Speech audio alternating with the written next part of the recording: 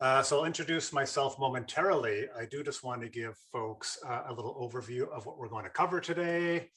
So I'll start by introducing myself, and then I will give a few different definitions or sort of parameters, I guess, for crop planning to sort of get you set up for what we're going to discuss and why. I'm going to talk about this concept of growing to order within that. And then we're going to look at crop cycles and tasks and production stages. And these are sort of three concepts that have a lot of interplay with each other. Then we're going to get into some of the essentials of crop planning, which is piecing all those things together. And then we're going to use speckled pea to do a bit of an example about what a basic crop planning setup looks like. And then I do have a spreadsheet set up, a very detailed one we'll take a look through that'll show you how I organize all this information. And then after that, we'll do a question period. And what I'll also do then is introduce what we're going to cover in the second webinar, which is going to go into a little more depth in terms of what we're going to cover today. As Laura said, if you have questions at any time, put them in the chat and I will try to answer them as I go. Some days I'm really good at that, other days not so good. So if I don't answer your question, don't feel ignored by me. It's just my limited capacity for multitasking. And there's some questions I'm going to say, you got to wait. Because there are things we're going to cover in the next session. So I don't want to dip into that stuff early. The suspense will bring you back, and that's the goal. So, okay. So thanks for the introduction there, Laura. I am Chris Thoreau, and I was a commercial microgreens producer for 10 years. I'm not producing commercially right now. I'm just growing at home and doing a lot of work with crop planning. It's this aspect of production that I've been really interested in and have put a lot of time and effort into. And so that's sort of my focus right now with a piece of software called Seedleaf, which I'll maybe talk a little bit about later and we'll take a quick look at. So my crop planning, this is here is my first official crop planner. I apologize for the colors. Early in those days, I wasn't so into formatting. I just wanted stuff to stand out. But to give you a sense of sort of where things started for me, this was our first version. Then I made the very wise move to pastel colors, which significantly reduced my stress level when looking at spreadsheets because they are very stressful to look at. And then over time, as that spreadsheet sort of evolved, I learned about just more techniques with spacing and layout that made it easier and easier to use. And I will say within that, because I do all my spreadsheets on Google Sheets, I actually had to wait for certain features to become available on Google Sheets to implement some of the things that I wanted to do because Microsoft Excel really had all the features I needed, but Sheets is still working on some of those. So I really went through an evolution of spreadsheets, which really helped me understand crop planning to a deeper degree. And then that evolved into our online version of the crop planner, which is called Seedleaf. And so that really takes a lot of the intensity of a spreadsheet out of the picture. And so the reason I talk about that evolution in spreadsheets to an online version actually has to do, again, through developing these spreadsheets, it's really helped my understanding of crop planning and the principles and processes. And it's kind of one of the reasons I wanted to do this series is to help you evolve your understanding of crop planning as well. I actually think it's one of the most important aspects of production in terms of keeping you organized and focused. And probably more specifically, we are talking about crop planning and order management because the orders from our customers are the thing that really drives the process. So let's get into things here. So basically starting off with a very basic definition of crop planning. And actually, Laura, how much do you talk about crop planning in your course? Oh, are you on mute? I think you're on mute, sorry. Muted here. Yeah, good. I muted it myself. We do cover the very basics of it. The program, the course is very introductory. So it's starting a business into the crop planning, growing basic standard varieties, but we do keep it pretty surface level. And I was intentional with that in the beginning, not wanting to overwhelm new growers. But I found as people have started growing, there's been a need and a desire to get more in depth as people are growing. And I think that it can be beneficial, even if you are a brand new grower, just to start to understand the depth that you're going to go as you expand your business. So it's covered in an introductory type way. Right, good. So hopefully some of the stuff that I talk about is a little familiar to folks. And so it's not, I know for some of you, it's all going to be very new, and some of you are going to be bored. So it's hard to please everybody. So I apologize for that. Okay, so multiple screens here. So crop planning is the process of determining your crop sowing requirements based on your confirmed or potential product needs. And I know that's very sort of a mouthful, but basically, I mean, you sow what your orders tell you to sow is kind of what that breaks down to. And an important thing here in terms of terminology, it's important to understand that you grow a crop and you sell a product. So this is just sort of the language I use to differentiate things at different stages of production. So what we're doing is we're using specific crop and product information to make crop production calculations based on our orders. And this will be things like our product weight, our crop yield, our crop days to maturity. So these are all things that allow us to make very, very accurate calculations based on our orders to get our production going. Now, a very important concept here is we always work backwards from a set harvest date to determine our crop soaking and or sowing dates if you're not soaking a crop. And I'll say here another principle. So I have very few absolutes when I talk about microgreens because everybody's system is very different. But this is one of my absolutes is you must have a set harvest date every week. You don't want to harvest on Fridays one week and Thursdays the next week and Saturday the next week. It's always Friday. In 10 years of commercial production, I changed my harvest date once. And that was just like so extreme of a case. And it was a real pain in the ass, actually. So that's important for consistency for you. It's important for consistency with your staff, if you've got staffing, and it's important for your customers, you know, because your delivery is going to be related to your harvest. So that's really, really important. And without that, crop planning becomes extremely, extremely difficult. And then there's this idea of tasks. So I use this term tasks for the actions we take to start and maintain the crop growing process. And we'll take a look at this in a little bit of a visual, but each task basically represents a transformation, seed to crop, crop to product. And so these are the things I like to focus on. Things like watering. Watering is also a task, but it isn't a transformative task. It's just a supportive task. So don't worry about that terminology so much, but I'm really interested in the transformation processes in terms of how to do our crop planning. So some of the main tasks we look at are soaking our seed, sowing and covering our seed, uncovering our seed from a germination state or uncovering our crop, and then harvesting that crop so it becomes a product. So this is stuff that should be fairly familiar to a lot of you already. And so the driving sort of thing behind this is that every crop you sow should have a purpose. You should never have to guess at how much of any crop to plant. You should always know what you're planting and why you're planting it. So that's the thing that's driving this whole process. So some of you may, I mean, you might cover this as well, Laura. Some of you might know this idea of sort of growing to order or sowing to order. And this is the idea that you are only growing the crops you require to meet your order needs, which is kind of what I talked about already. You're not just sort of going, let's try 25 trays of this week. You are growing 18 trays because that is what you have calculated you need for your week. So, oh, sorry, I didn't have that up there. Okay. So yeah, that's really, and this comes down to some important principles in terms of why crop planning is important, which is what I'm going to look at now. So I'm going to do a quick pause there. I mean, I covered a lot very quickly. Anything not making sense to anybody in terms of the terms and everything I've laid out there?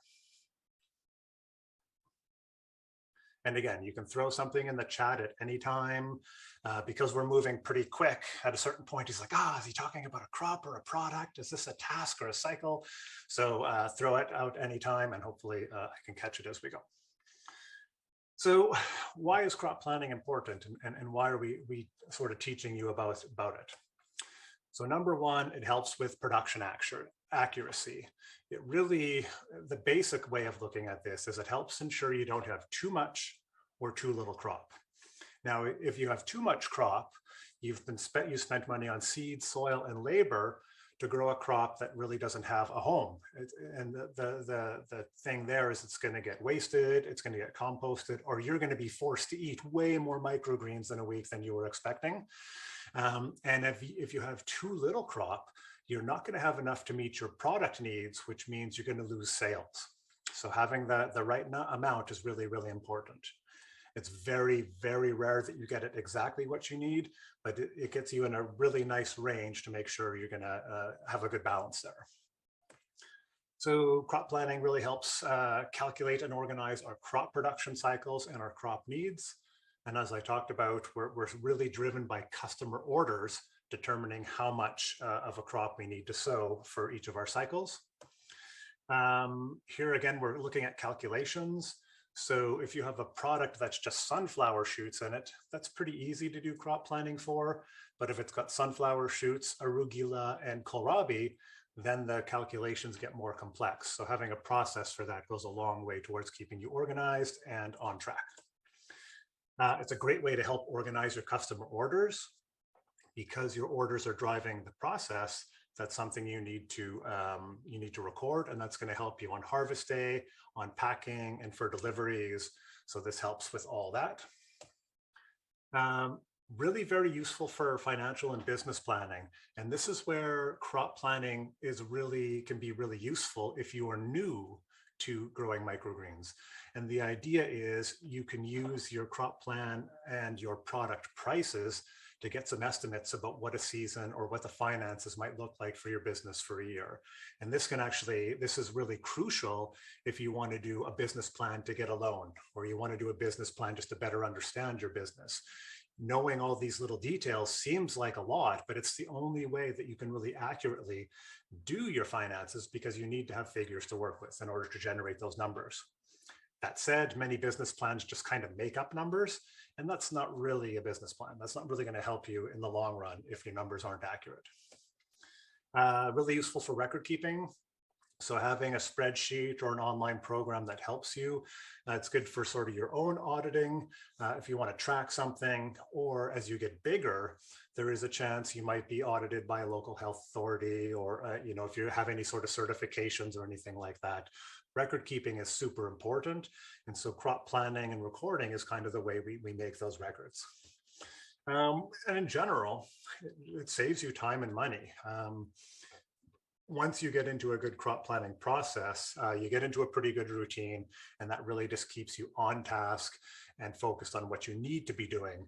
And so when you've got preset calculations, everything's sort of in your system, it makes it really easy. It can take a lot of time to set up, but most things we do are really front loaded in order to make sure in the future things are easy after that. Okay, so going to move on to our next section of crop cycles, looking at these ideas of elements, tasks, and stages here. So again, if folks have any questions about what we just covered, go ahead and throw them in the chat. And I have a feeling questions might come up in this section, but hopefully I've laid out this graphic in a way that makes sense. So, all right. So I've mentioned this already. Our customers place orders of our products, and when they do so, it basically generates tasks. So the tasks are the steps we need to take to start and maintain our crop cycles. And without an order, there's really no point in growing anything. So that order really kicks the whole thing into action. So the process starts with seed. Without an order, seed is just something you have to store, which makes it not very useful. And so what we want to do is we want to transform seed into a crop. So the task that we do that is either soaking or sowing the seed, depending what it is, and then covering it. As I'm sure you know, we generally sow seeds on the soil surface, cover it with another tray or some version of that. If you don't know that, well, now you do. So that's how it happens. Now, once you have sowed and covered your crop or your seed, you now have a crop. So like sowing the seed is the process that transforms your seed into a crop. So my sort of rule is as soon as that seed hits the soil, it's a crop. We cover it up, and then it starts its first stage of growth, which is just the germination stage. And microgreens grow through this. Your annual vegetables in your gardens go through this. So it's something that's probably familiar to a lot of people. And that's our first stage. As it grows, the germination stage ends and we uncover that crop so it can get light and photosynthesize, which brings us to our second stage, which is our photosynthesis or greening stage. People have different names for this, but what we're basically trying to do is convert light energy into sugars so the plant can continue to grow. Once the crop reaches the end of its growth cycle, it is time to harvest. So this is another task that creates a transformation, and that's the thing that transforms our crop into a product, is the harvest time. And then of course, once we have a product, we can deliver that to our customer. So that's kind of the flow of things. Our process starts and ends with the customer placing an order and then receiving that order. And as many of you have probably experienced, that you can, you get into a bit of a cycle with this. So that stuff becomes easier, and we'll take a look at some of those cycles momentarily here. So I'm not seeing any questions. So hopefully everybody's just nodding along going, okay, good. Oh, that makes sense. Oh, that's interesting. Or something along those lines. So these are sort of the parts that I want to break things down into, just taking the customer out of it. So when we look at it from this point of view, we kind of have, okay, I'll come back to that question. Okay, so here we're breaking things down into the sort of three things that are interrelating. Or your elements, which is in this case is our seed, our crop, and our product. Our tasks, which is soaking, uncovering, and harvesting, and then our stages, which are basically our germination stage and our photosynthesis stage. Now, some of you might have some more stages within there. Some people do a blackout. There's a more complex crop cycle for sure, but we're going to stick with this very, very simple crop cycle in this regard. And again, the focus for me is really on the tasks. And these are the things I'm most interested in because they are the actions that keep our crop production cycle in motion. And it's kind of, the task is answering this question of, what do I need to do today or figure out today to keep my crop production cycle on track? So that's what our tasks do. Again, watering is a task and whatnot, but watering it's not a transformative task. It's just maintaining your crop. So the transformation is key because the timing is really important. If you have a set harvest date, if you don't sow your crop by a certain date, that crop is going to be late. Or if you sow it too early, that crop is going to be early. And you've all had these problems, I'm sure. So, okay, so determining the best harvest date for you. So now this is, again, this is it depends answer. So determining your best harvest date is going to be about a couple of things. One is going to be what works best for your schedule. If you're just getting into microgreens production, chances are you might be working somewhere else. So how are you going to balance this all out in terms of when your time is most available for harvest? It tends to be one of your biggest jobs of the week because you're harvesting, you're washing, you're drying, you're packaging, you're refrigerating, you have all these steps to go through. And so you need to think about that in terms of how that might work with a schedule if you have limited time. The other thing is what do your customers want, or when would be the best time for your customers for you to harvest and deliver? Now, our model was really based on harvesting and delivering in the same day. Lots of reasons for that, which I can talk about later if we have time. And so for us, we ended up with this Tuesday, Friday schedule. So we did 2 harvests a week. And one reason to do that is we could always give customers a fresh crop. So grocers, restaurants, I mean, if you're only delivering once a week, by the time you get to the day before your next delivery, the product they have on hand is 6 days old. So it's not as fresh. And so that two times a week harvest really helped make sure your customer always had a fresh product. Second is, I mean, when you think about the flow of a restaurant or maybe a grocery store, your Friday harvest really determines your sort of weekend volume. So restaurants are often busier on the weekend than they are during the week. So you get Friday harvest to get them through the weekend and into Monday, and then your Tuesday harvest and delivery gets them through the week. And so those might be different volumes. Maybe you're dropping off 4 pounds of something on Friday, but just 2 pounds on Tuesday. So you can balance that stuff out and shift it along. The other thing is if you were doing a farmer's market, you would generally want to harvest the day before your farmer's market. And a lot of farmers markets are on Saturday. So that really pushes that Friday harvest. So yeah, there's a lot of things to factor in, but it's really going to be a matter of your needs and your customer needs. And if you're doing a farmer's market, that Friday for the Friday harvest for the Saturday market is almost an absolute. So hopefully that gives you some insights there, Melanie, on that. Okay, what's next? Okay, so now I'm going to take a look at these what I'm calling the crop planning essentials, because it's kind of a mix of the elements and the tasks all together. So we're going to start out, so we're going to look at seed, crops, products, customers, orders, harvest dates. And so these are things I've already looked at, and we're going to take a look at them in a little more detail to understand the characteristics of them that we need to take into consideration.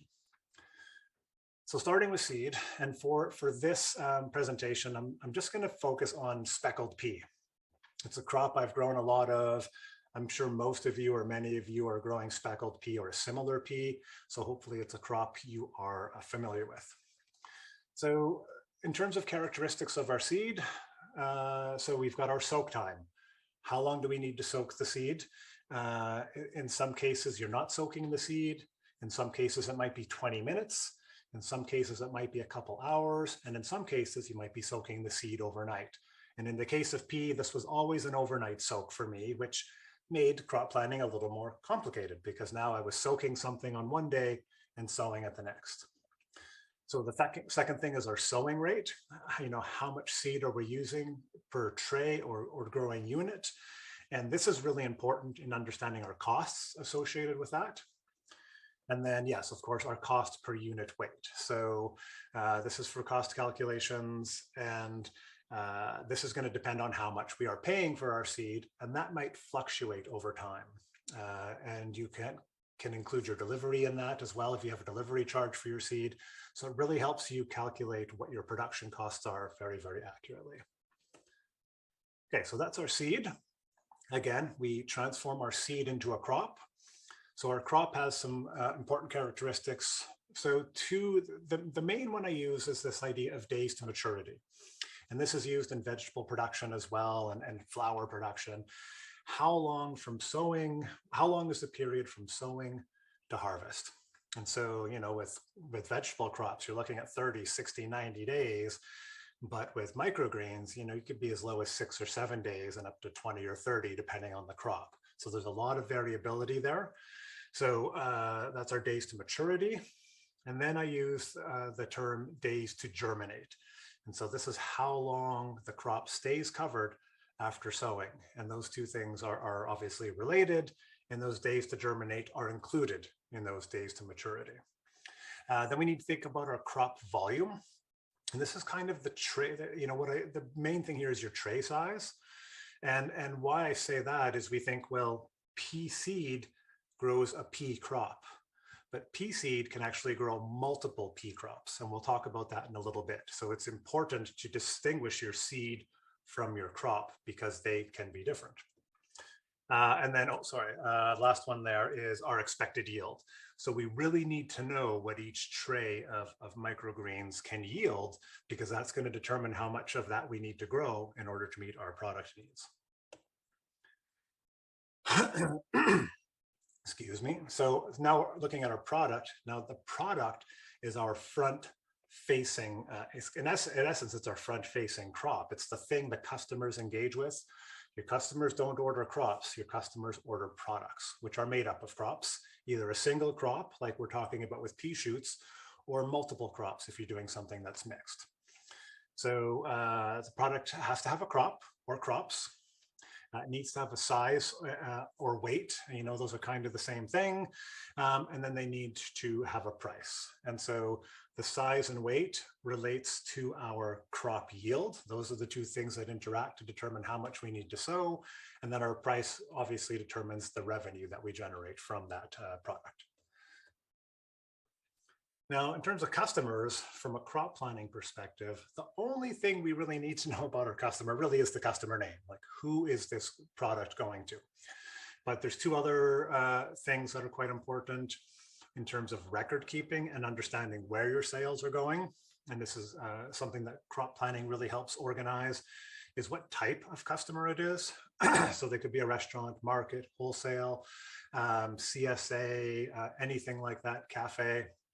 You can create as many different categories as you want. And that way you can understand on, on a seasonal basis, which sort of customer type is your products are going to. And that allows you to focus on the different customers depending on how those sales look. And then having a delivery address, for a lot of times you're delivering, and maybe a route. So if you have many, many customers and need to send folks out on different routes to get to all those customers, that's some good basic information about your customer to record. And then our order. So, excuse me. Again, our order is driving this whole process. So an order requires a customer or a virtual customer, and I will talk about virtual customers in webinar 2. It needs a product or products, and that would include a product size. We need a quantity of each product, so how much you need, a price for each product, and then a single harvest date. So I organize my orders based on a single harvest date, even if it's the same customer ordering multiple times a week. So if I have a Tuesday, Friday harvest and delivery, and a customer wants a delivery on both of those days, I consider those different orders. And the reason being is they often change at different rates. So it could be that a client says, well, we're getting busier on the weekend, so we need to up our Friday order, or we're getting slower during the week, so we need to lower our Tuesday order. So I find keeping those separate actually makes crop planning a little bit easier, even though it means more spreadsheet cells. So it's a pain like that. And then the last thing is our harvest date. And so I've talked about this quite a bit already. It's really important that you have a set date for your harvest. Do not change it around unless it's an extreme emergency. And even then, try not to do it. And keeping in mind that you can have multiple harvests a week. And the driving factor behind that for me has always been the ability to give people the freshest product possible. And it actually helps you regulate your product with any customer. So you can sort of tweak it twice a week instead of only once a week, being able to sort of change the volume that you're giving to them in terms of products. Okay, so those are our sort of essentials that are driving our process and our calculations. So I'm going to move on to an example with speckled pea, but did that make sense to everybody? Or any questions on that?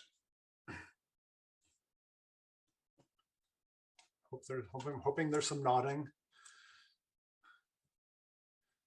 If you're kind of thinking like, I kind of want to ask this, but I'm not sure I should, you should ask it. And I'm just going to take a sip of water to give you a chance to type something out if need be. Otherwise, we'll move on pretty quick here.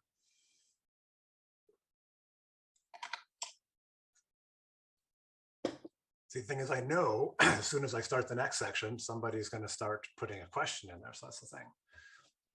Okay, so Stephanie has just spoken for everybody. Apparently, you're all fine. So again, ask a question anytime. I can come back to it. Okay. So, I mean, I actually imagine this is really boring for all you folks, but hopefully this is useful. Okay, so let's take a look at our speckled pea.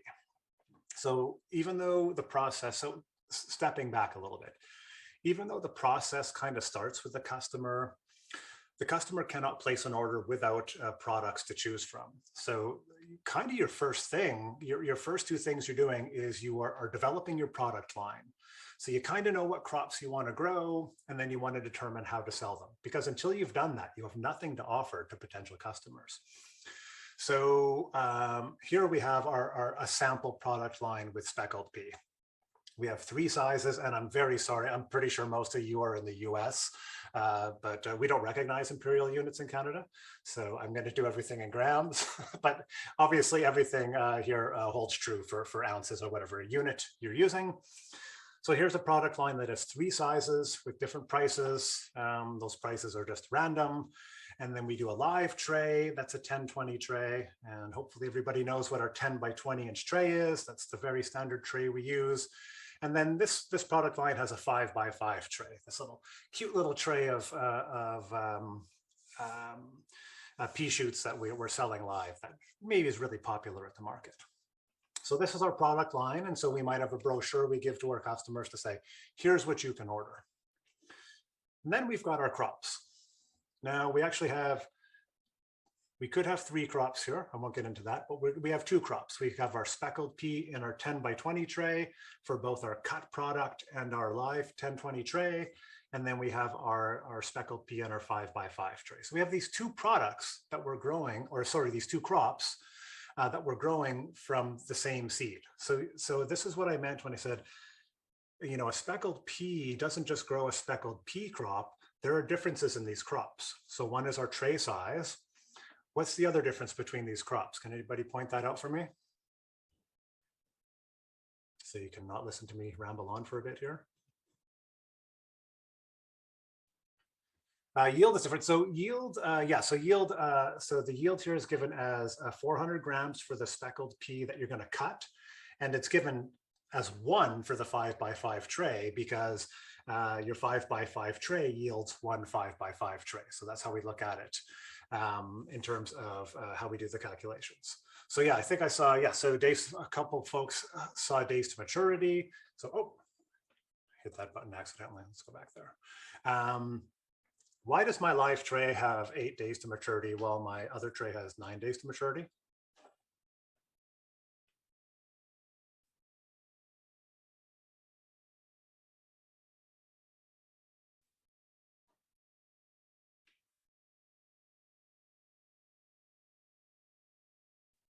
Oh, is this a stumper?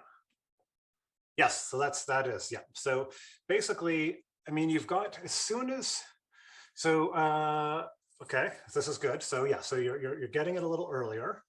Now, my 5 by 5 tray here is a crop. When does that 5 by 5 tray become a product?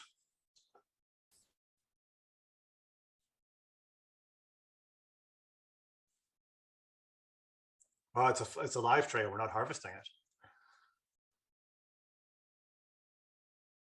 When you take it off the shelf, yes. So, so what I would say to be more specific, is it when it leaves your growing system.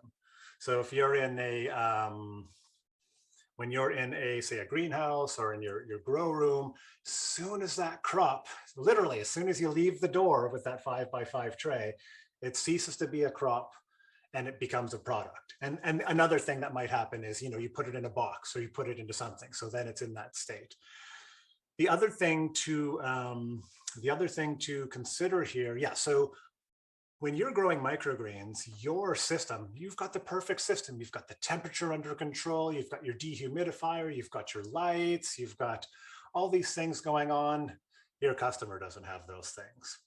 So yeah, one of the things about selling live trays is you're taking usually your live product, your live crop from perfect conditions to often the worst conditions.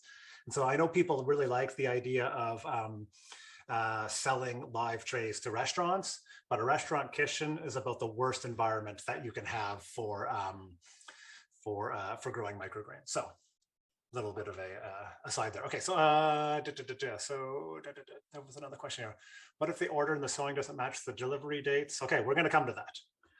This is the $64,000 question actually. So we'll come to that after. Okay, so this is just our looking at speckled pea. So we have all this information here between our crops and our products. So let's look at how all these things relate. Let's look at our product orders, our theoretical product orders for June 24th for all our customers. We have 25 small P, 100 grams at $5 each. So 2,500 grams. So we know our weight and we know our revenue. 8 medium P, 20 large P. So again, I'm just displaying this information here, but our spreadsheet would just calculate this all for us. Very, very simple calculations generally. So we have a total weight of 13,500 grams. Don't even have any idea what that is in pounds, but 27 pounds maybe. And our revenue of $605.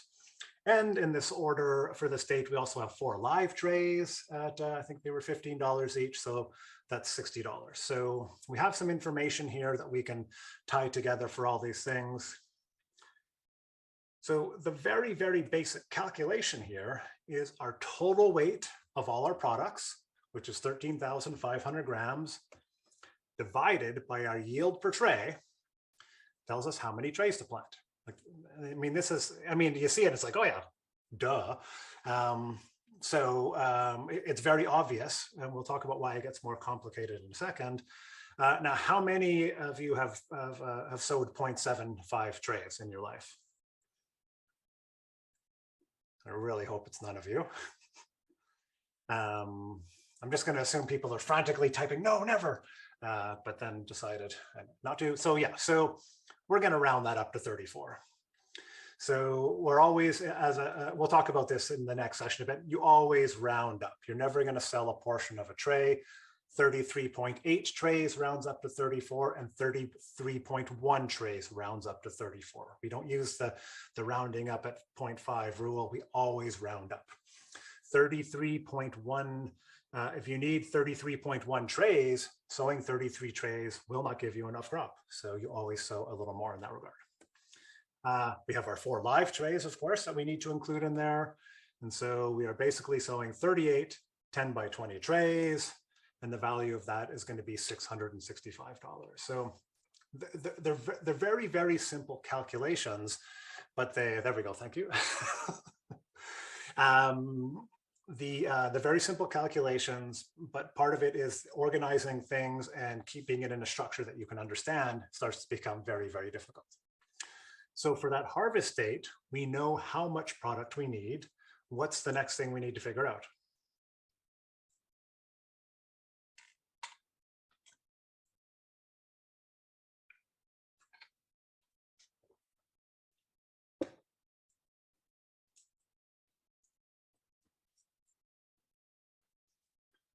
Yeah, so we're going to need how much seed. Yeah, how much to plant? Well, we know how much to plant. We want to plant 38 trays.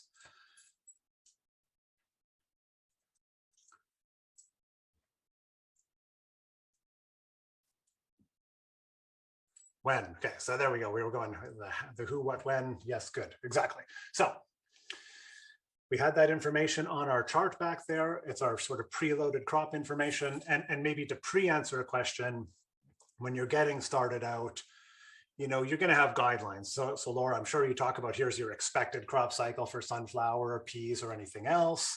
So that's always a good starting point. If you don't know, you just start with something. But then you might realize, you know what? It's not 9 days in my system. Maybe in Laura's system where she is, it's 9 days, but it's 8 days for me. It's warm here, it's low humidity, it's perfect conditions. So you adjust that stuff as you go. So a good starting point is what's out there. And there's lots of guidelines for lots of different crops out there. So our harvest date is June 24th. Our days to maturity are 9. And so that tells us what our soaking date is, which is June 15th. So we'll take a look at a visual of this in a second.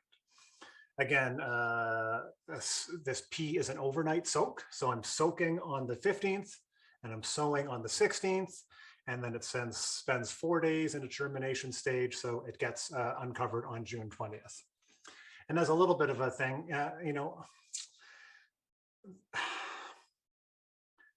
it's important to do your crop planning calculations to a certain degree. But my sort of rule of thumb is to not count on your crop calculations for everything. So this uncover date, even though I calculate it, I don't ever look at what my software tells me for an uncover date. I always look at the crop. And part of it is, an uncover date of June 20th doesn't tell me, should I uncover it in the morning? Should I uncover it in the evening?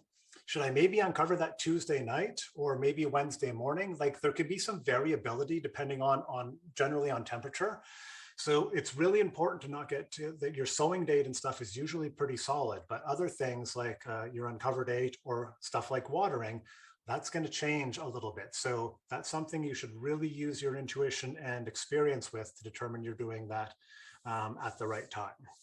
And you, as I'm sure many of you experienced, you could be looking at a crop on Sunday night going, oh, that almost needs to be uncovered. And then you come back Monday morning, you're like, oh my God, that should have been uncovered already. These crops are on very, very fast cycles. And so you need to learn in your system when the optimum time is. And yeah, from morning at 9 o'clock till afternoon at 3 o'clock, your crop can go through significant change. So yeah, so not getting too caught up sometimes in, in what your crop plan says, despite all the other stuff I've told you already. It's really important for you as the manager of your production system to use your intuition with that stuff as well. So if we look at that, going back to sort of our display here, our harvest date is June 24th.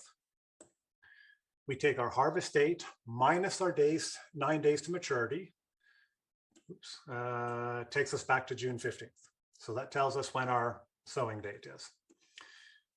Our days in germination are 4. So we go from our sowing date and we count now forward. And that tells us our uncover time is June 19th. So this is important. Like when I'm modeling or creating a spreadsheet, this is the sort of stuff I have to go through in my head in order to do a calculation. And now there's lots of different ways to do this. So for example, I mean, if you look, where are we here? There's sort of the space right here from June 19th to June 24th, which is your photosynthesis stage. So another way to do this, instead of using your days to maturity and your days to germination, could be, well, I'm going to calculate it based on days in the dark and days in the light. And days in dark plus days in light equals your days to maturity. So you can take different approaches to how you do the calculations here. The reason I use days to maturity is because that's a very well-established term and concept we use in growing just about everything. So I stick with that, and then days to germination, as you can see, is included in your days to germinate, days to maturity, and it's just basically the first part of that process. That does confuse people a little bit because they think, oh, my days to maturity plus my days to germination should be 13 days, but you don't add them together because your germination days are included in your days to maturity. Okay, make sense there? Okay, so I think this next slide is about to answer, I mean, this is the next slide. I'm hoping there's like fireworks and everything goes crazy and everyone's like, oh, now I get it. If not, then this has just been a waste of a morning, really. No. Okay, so the question earlier, I actually just want to scroll up to it. I don't know if other people have the chat open, is what if the order and the sowing doesn't match the delivery date? Example, it takes 10 days or 14 days. So this is exactly why we do crop planning. We don't sow everything on the same day in order to harvest. This is why we work backwards from the harvest date with our individual crop information.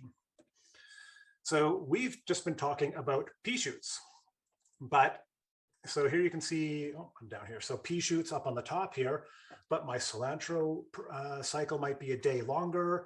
My sunflower shoots might be a couple days shorter. My radish shoots are even shorter. So what we're doing in order to get everything on that harvest day is we're determining a soaking or sowing day for each crop individually. So we could have 2 harvest days, but multiple sow dates. Yes, so we're going to take a look at some, this is a good question. You're already thinking up to the next slide. This is great. So this cycle here, and we'll take a look at these actually in spreadsheet form in a moment as well. This here is just showing a single cycle with these crops for a set harvest date, which is our June 24th date. But you can see we had a harvest on Friday, June 17th as well. And that itself would have had a cycle before it as well. So we're going to have these repeating cycles.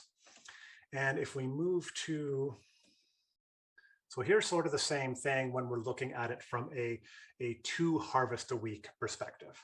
So we've got we're sowing on June 12th, which is going to be our June 21st harvest. And then we're sowing on June 15th, which is going to be our June 24th harvest. So we've got these cycles that are overlapping a lot of the time. And so really this is why focusing on tasks is so important. Because when you have all these different crops with different crop cycles, the question you need to ask most days is, what am I soaking or sowing today? Because if you don't start that process, nothing else happens. So this, when I started crop planning, was the question I had to answer. What am I doing today? Covering or uncovering a crop, I can look and tell whether a crop needs to be uncovered. I can work that out, but I cannot calculate just off the top of my head whether I should be sowing or soaking something today. So that is something that the crop planning helps us do. So hopefully that answers the question above in terms of how we deal with things with different days to maturity, basically. And then the other aspect here is you see how far ahead you need to be thinking in order to make sure you have the crops that you need. And so we really are, this is why we really push our customers for recurring orders. We're going to put you on a recurring order and we need 10 days notice if you want to cancel. This is what you see with a lot of microgreens growers, which is a good policy, though I never stick to it. Like, people cancel, they cancel. I mean, trying to tell them they have to pay for something they're not going to get, it just doesn't work. And we'll talk about this a little bit later in product shifting, actually in the next session, about how you work with those situations.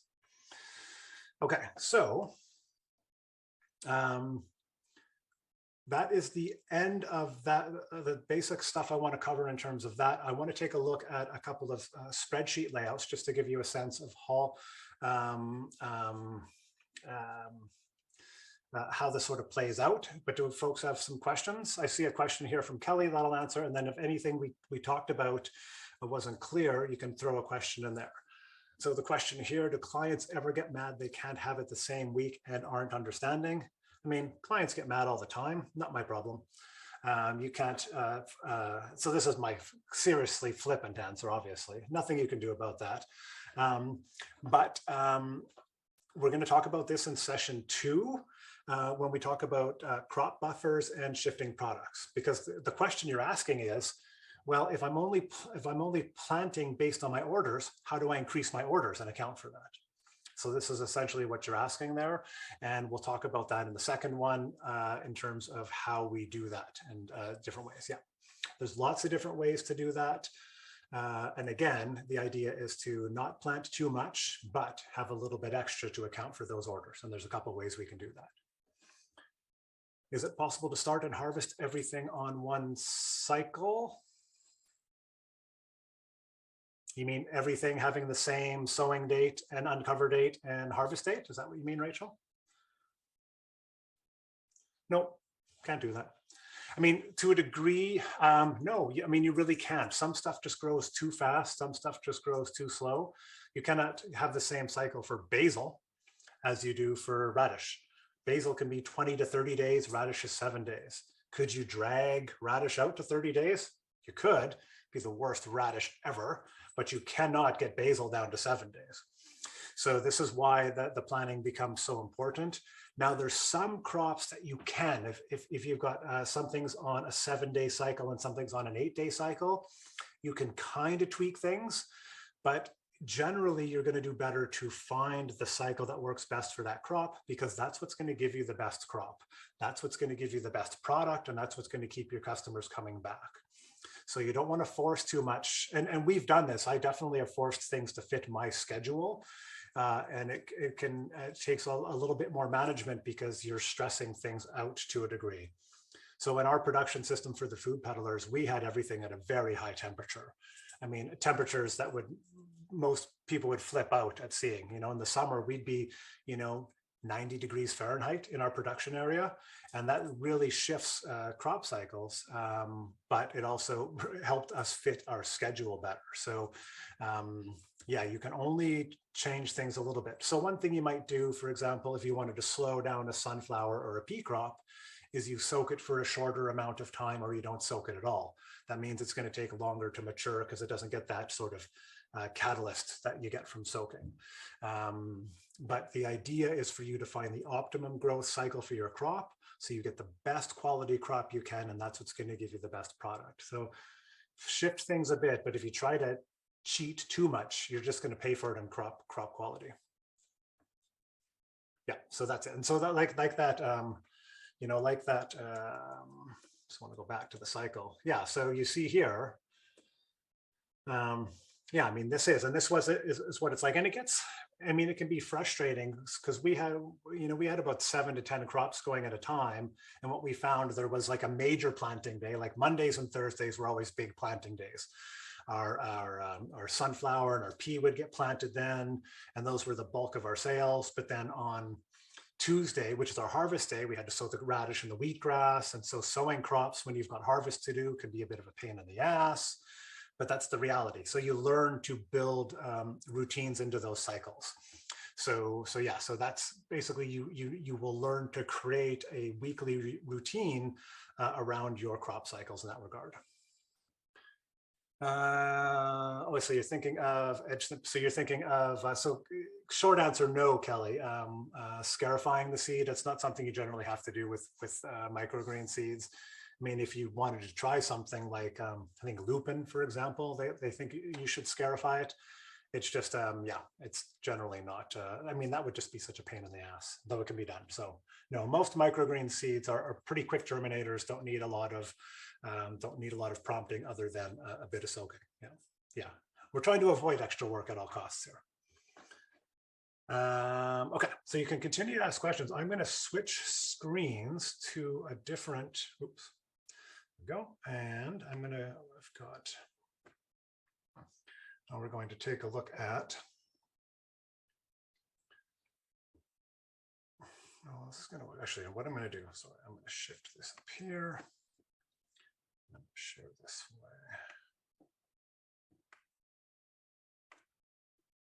way. There we go. Okay. So I'm going to start off here. Just going to shift this over here. Okay, so this is sort of the single harvest. Sorry, now I've got all these chat boxes and everything in the way here. Let's get you over there and you down over here. Okay. So here you can see, so this is kind of an expanded version of the crop cycle I was showing you with these 4 crops. So you can see, basically on every Wednesday, I'm sowing pea, and every Thursday I'm soaking it. Every Tuesday, I'm going to sow cilantro.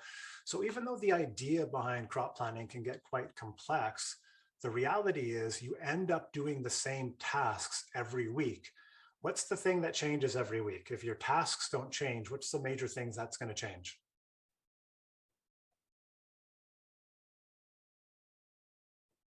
So your orders are going to change, and what is that going to change about your soaking and sowing?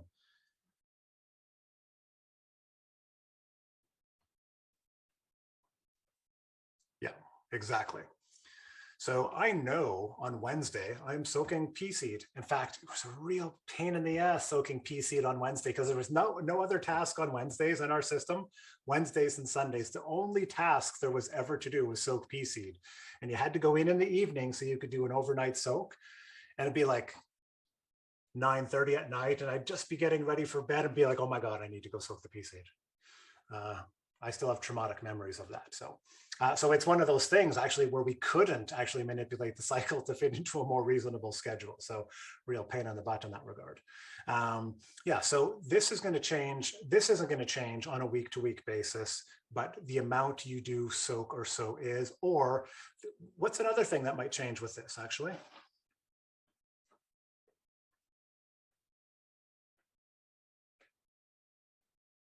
Variety, exactly. So we might introduce a new crop, or we might actually have no orders for a certain crop in 1 week, so it won't show up. It'd be like, all right, no pea orders. We don't have to soak on Wednesday, though we probably would soak some anyways, just in case. So yeah, you might have a variety that didn't get ordered, or you might introduce a new variety. There's a few things that we would do on a seasonal basis. So instead of overnight soak, could you soak longer and start in the afternoon? Yes. I found my experience with pea is they need 12 hours. Like they really needed that. 10 hours wasn't often wasn't enough, and 16 hours was too much. So I found there was this real sweet spot almost at exactly 12 hours. And so in that system, if I soak at 7 in the morning, that means I'm sowing at 7 at night. that was actually just as big a headache. So we found the overnight soak actually made the most sense. But you could, and it might be, we didn't have a day that lasted that long. Our days ended up being pretty short. So yes, in theory, you could be doing that, but we just found the overnight soak worked best for our system, despite my whining about it there. Yeah, so we might introduce new varieties or crops. The other reason this might change would be with seasonality. You've got sort of your spring, summer, fall, and winter seasons, depending where you are. Sometimes there's massive changes between those seasons, and sometimes there's just little changes. So we would shift our crop cycles. When it got cooler, we might add a day to crop cycles to give them a little bit more time. And when it gets hotter, we might reduce it by a day. So there might be certain times in the year where you do shift the crop cycle of some crops, and that's going to change your routine a little bit. So something to keep in mind there, but that is not going to be something that happens on a week-to-week basis. And then just taking a look here. So in this system, we're looking at these crop cycles when you have 2 harvests a week. And why this I think is important to consider is we're going to look at cilantro here. So cilantro is a slightly longer crop cycle. So if we start with this cilantro here, and we go all the way down to this cilantro here, we sow, and we're doing our 4th sowing on the day we harvest the first one. So in this case, we actually have 4 cycles of cilantro going at a time. So this becomes a space issue. So you have to when you have longer cycle crops, that's going to limit how much it's going to take up a lot more space. So seeing something like this, when I looked at this, I'm like, oh, I could have 4 different batches of cilantro going at a time. So that means, I have to have space for that. And space is often a limiting factor for folks. So this is another thing this sort of thing really helps out with. Okay, so going back to this idea of understanding crop cycles and what your week looks like. So in Seedleaf, we have a week view of your tasks. And this is just sort of a general look at what's going to happen this week based on how many trays you need to soak, sow, and uncover. And so you can kind of look at like Tuesday's looking like a pretty big day, Thursday's looking like a pretty big day, and then we've got our harvest day and sowing. So these are days where I know I'm going to need more staff, but on a week-to-week basis, this barely changes at all. All that's changing is how much we're doing, and this model doesn't even change because it's just all repetitive order. So your system will change. You're going to get cancellations. You're going to get people who need extra stuff for events. You're going to get new orders, but your cycles will all stay the same. So I like this view because it really helps lay out what my week is going to look like and reminds me that every week is mostly the same. I'm just really focused on my on how much I'm going to sow of each thing. What information to use to determine crop cycle? So we covered this, Carol. This goes to your days of maturity, your days to germination, and then how much crop or how much product you need to grow crop for. So this goes back, and you can take a look at that in the recording if you want to go back and look at that, how we use that. So we'll take a look. So what we're going to do here, I'm going to show you the spreadsheet, the very ridiculous spreadsheet that I created over many years to do these calculations. Now, this is more advanced than the stuff we're talking about here because I didn't want to get into a lot of this stuff. So there's features in there we haven't talked about, but just to give you a sense of how it ends up getting organized in spreadsheet form. So I just got to move some stuff around here. Close that, move that there. Okay. So here is my customer list. So here I've got a column of my customers. I have my customer type here. So that helps categorizing our sales by customer type. And again, it's like we got a lot of restaurants, so probably we have a lot of restaurant sales. And then we have our route here. And this was actually quite important for us at the Food Peddlers because we did our deliveries by bike. And you don't want to be taking unnecessary routes and going over there and then way over there when somebody could be sort of grouping things together. So that was really, really important for us. This may not be important at all if you're just doing pickups and a farmer's market. You may not have delivery routes at all. So it's one of those things that might be optional. In terms of our seeds, now there's a lot of information here.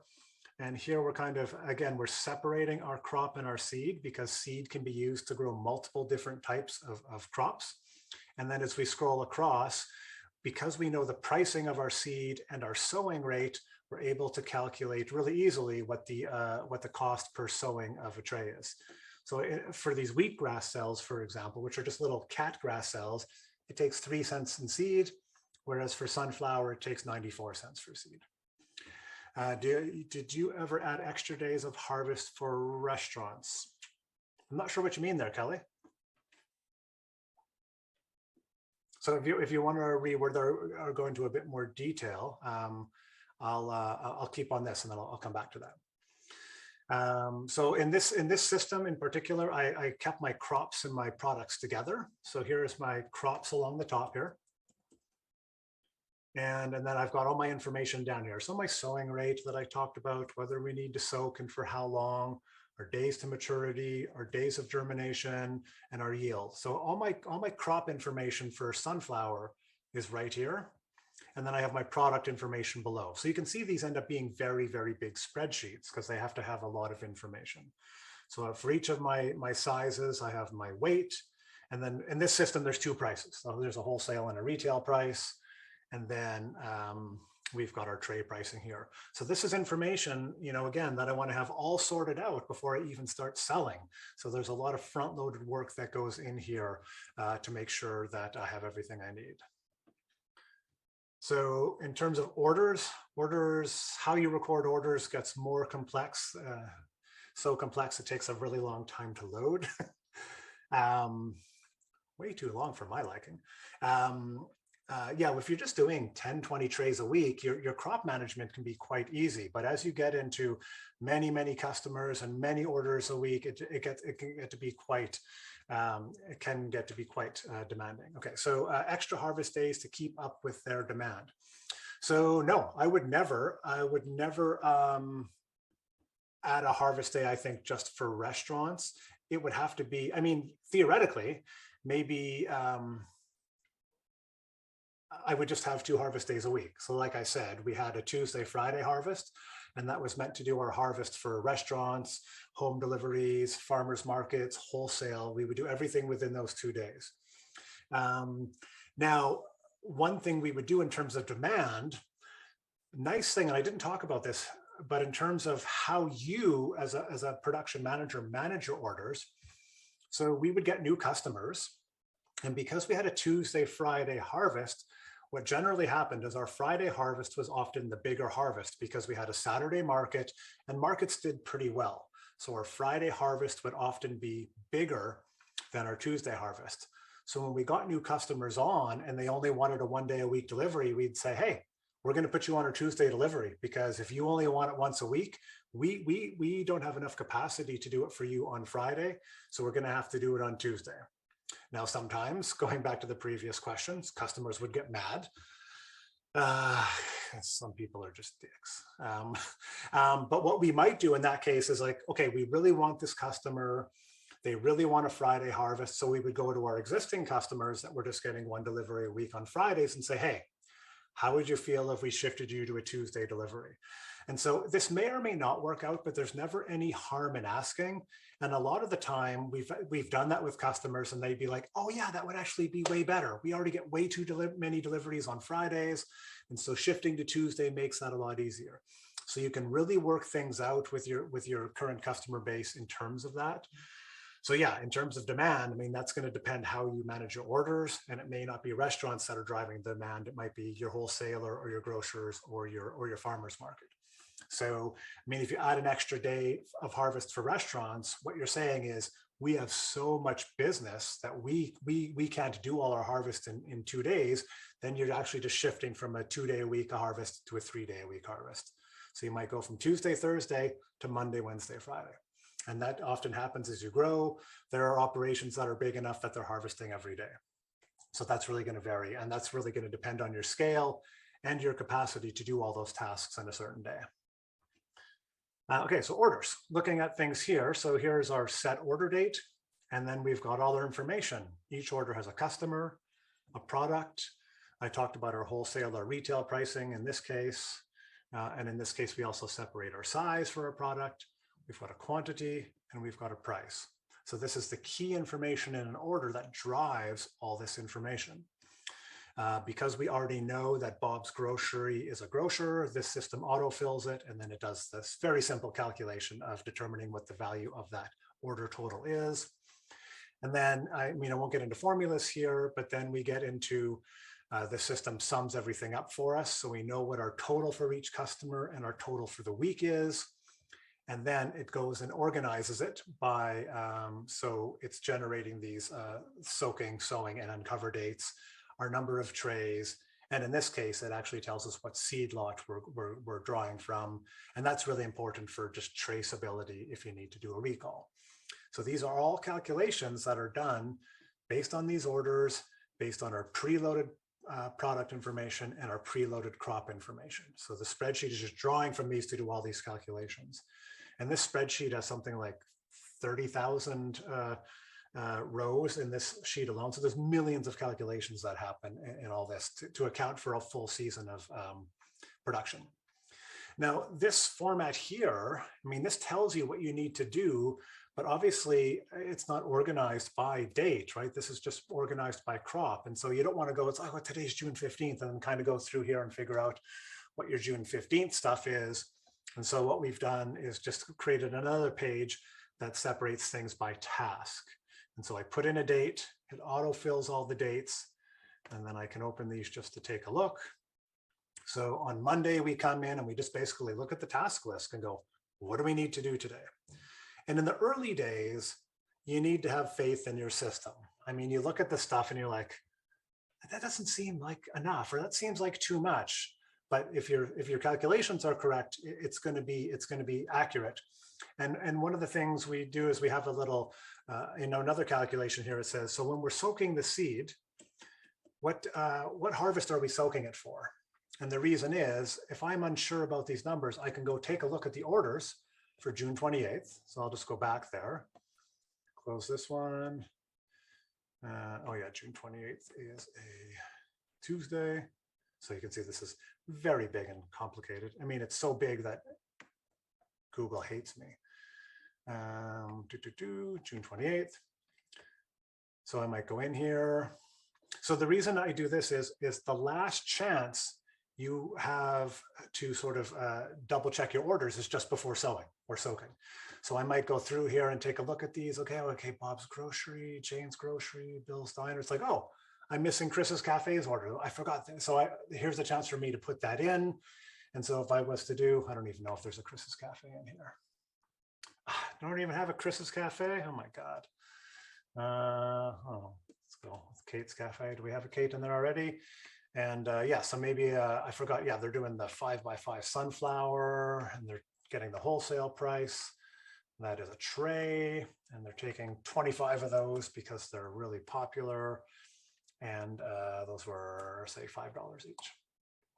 So it's the last chance I have to make a change there for that date, even though I may not even be sewing that on the day. So don't want to get too off on that. So organizing things by tasks really, really helps understand what you need to be doing for that day, as opposed to finding the information you need to do for that day. And that 5x5, actually, it's probably, you can see up here, it's actually still loading. It has to do so many calculations, this one, in order to add that task. So this ends up, even in a big spreadsheet like this, where you end up spending all your time is putting in your orders and checking your tasks. You don't spend a lot of time on your crop and product page, because once you have that established, it's done. You might change it a little bit. Maybe you change your sizing, your prices, but you don't do that every week. But every week you take orders, and every week you have tasks. So you set up this big system, and then you basically spend all your time within these two things, your orders and your tasks. So in that regard, it ends up being fairly simple, but it's a lot of work to sort of get set up to be in that space. So that is all I want to cover for today. And I'm happy to continue answering questions. I just wanted to show a quick, because I know some of you have some questions about a few things, and I want to quickly just pop up what I'm going to cover in the next session is, which is maybe answering some of your questions that might already be in your minds already. So yeah, so looking at the second webinar. So one thing I'm going to talk about is buffers. So one is your label weight versus your packing weight. I mean, our label may say 100 grams, but maybe we pack for 105. So that's what we do our calculations with. Rounding up calculations we talked about. We use a concept called virtual customers, which is a customer that doesn't exist, but gives you another bit of a buffer for samples or for new customers. We'll look at product mixes and how to do the calculations there. Talk a little bit about overnight soaks, even though we did get into that. And then we'll talk about farmers market planning, where you do not know what your actual sales will be. You're just sort of hoping you know what they'll be. And then shifting products. And so that's the idea of shifting products between different customers on a week-to-week basis if you happen to be short in some of your products.